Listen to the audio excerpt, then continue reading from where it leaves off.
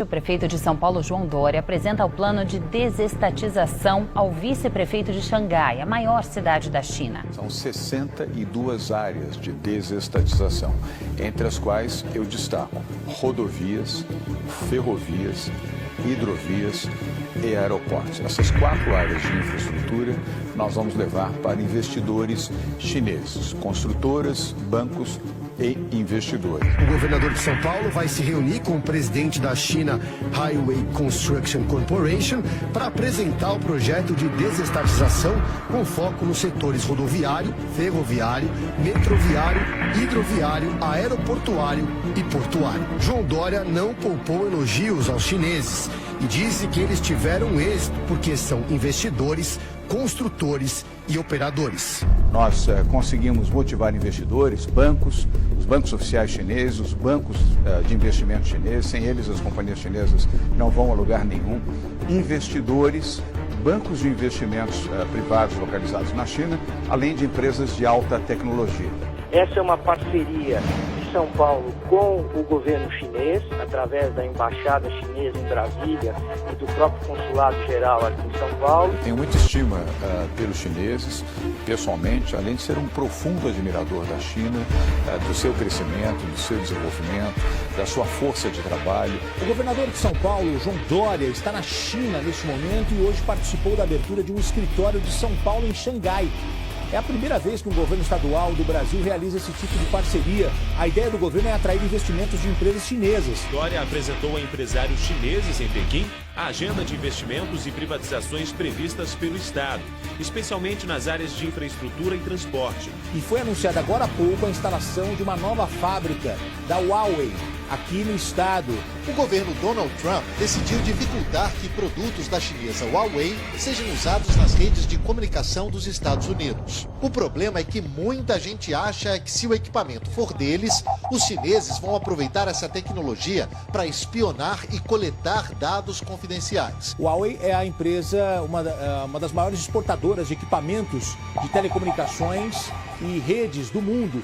O investimento vai ser de quase 3 bilhões de reais nos próximos 3 anos. Ontem, o prefeito de São Paulo visitou 2 das maiores fabricantes de equipamentos de segurança do mundo. Saiu com a promessa de doação de 1.000 câmeras e 2 drones, sem nada em troca, segundo Dória.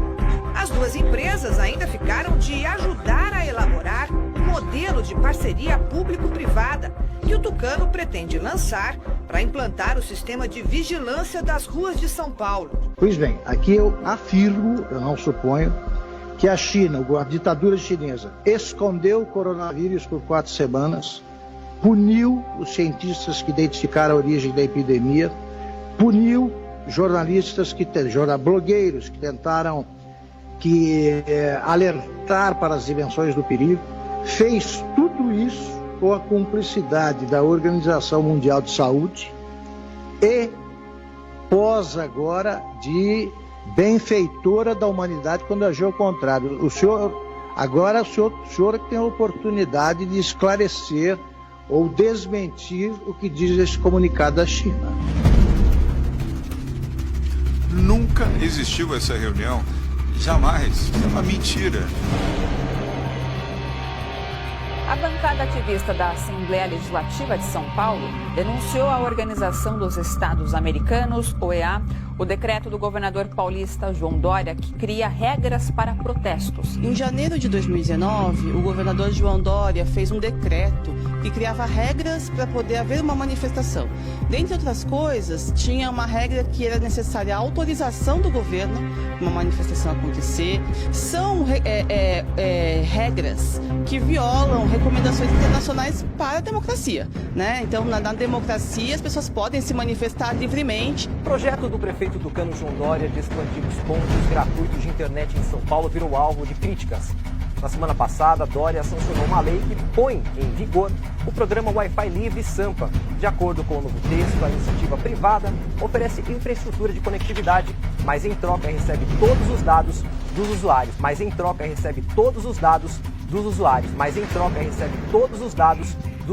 Para ampliar o serviço de Wi-Fi livre na cidade, o prefeito de São Paulo, João Dória, vai usar o usuário como moeda de troca.